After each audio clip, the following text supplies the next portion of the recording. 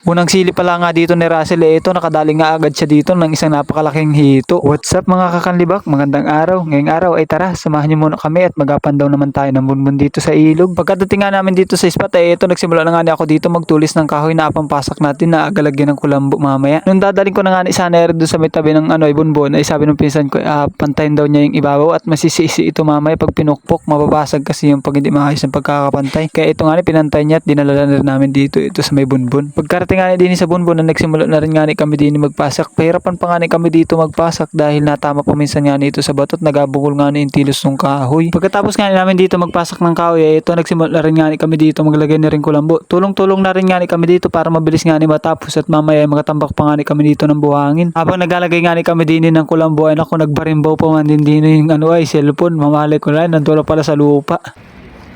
Aray ko! Pagkatapos nga namin dito maglagay nitong kulambo ay ito nagsimula na rin nga kami magtambak ng mga buhangin sa gilid-gilid nito para hindi nga sila makasuot at makalabas. Pagkalagay nga namin dito ng mga buhangin ay ito nagsimula na rin nga dito si Marmar alisin yung mga palapa nito sa ibabaw at mag-aalis na rin pati tayo dito ng mga bato. Habang nagsimula nga dito si Marmar magtanggal nitong bato ay dito nagasilip-silip nga dito si Russell sa gilid-gilid ng mga bato. Habang nagasilip nga siya dito sa mga gilid-gilid ng bato ay ito nakakita nga siya dito ng hito. Wakil agad yung dulo. Baan naman. Big boy! Hindi kasi ilagayan ko to eh. Diyan, tawa lang yun.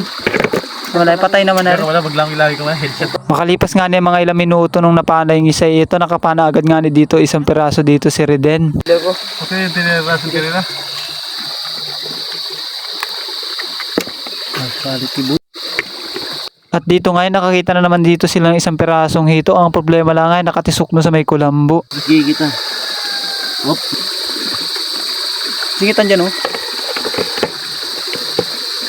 Ito na lahat pala guys yung nahuli natin dito sa isang bunbun at lilipat na rin tayo doon sa pangalawang bunbun natin na pandawin. Tatay daang pandaw na bunbun. Pandawin natin nandun sa dulo.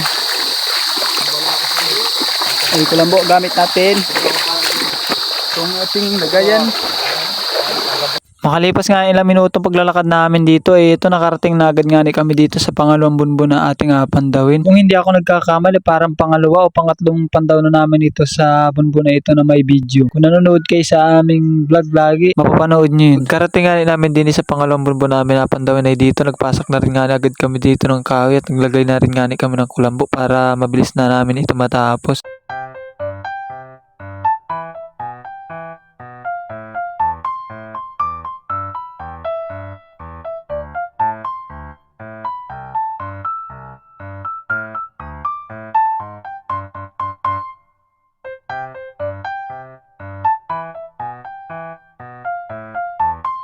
Habang nagatanggal nga ako dito ng bato, dito nakapana nga ng isang perasong tilapia. Dito si Marmar, good size na rin ito. Dito dinala ko na muna ito, tinagay ko muna dito sa lagayan. Nandito nga nilagay namin dito sa tabi. Makalipas nga ng mga ilang minuto lamang ay dito nakapana agad nga dito sila ng isang perasong hito. Good size na rin itong hito na ito. Ito lang nga nila at pala guys yung nahuli natin dito sa isang bunbun ito. Kahit 3 beses siyang nabaha na accounting nga niyang nahuli. Yung iba kasi nitong part na natabunan kasi ng buhangin kaya accounting nahuli natin dito. Pagkatapos ko nga may lagay lahat din sa lagayan na galon yung ay mga huli namin dito ay dito lumakad na rin nga kami dito pa uwi at medyo malamig na bandang alas 5 na rin wari nga kami dito natapos. Pagkarating ko nga din sa may bahay nila Ate Jinjin ay dito tinaktak ko na nga dito sa isang lagayan yung mga huli natin para makita natin kung gaano kadaming huli natin dito.